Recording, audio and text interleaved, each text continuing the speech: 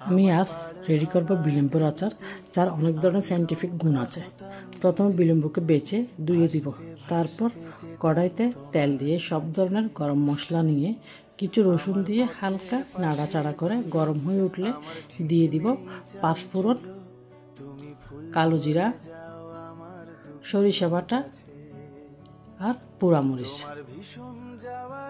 তারপর বিলম্বগুলো ঢেলে দিব, 1 কাপ দিয়ে দিব ভিনেগার, 1 চামচ লবণ দিয়ে ডেকে দিয়ে একটু নাড়াচাড়া করে দিয়ে দিব বিট লবণ। তারপর দিয়ে দিব অল্প পরিমাণ চিনি।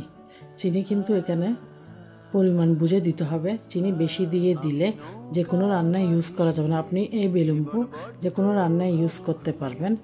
তারপর নামানোর সময় হয়ে গেলে নামানোর আগে দিয়ে দিতে হবে পাঁচফোড়ন। পাঁচফোড়ন দেওয়ার পর দিয়ে দিব সরিষার তেল। এরপর আচার রেডি। এবার বক্স ভরে ফেলতে পারবেন, গরম গরম ভাতের সাথে পরিবেশন করতে পারবেন, স্বাদে অতুলনীয়।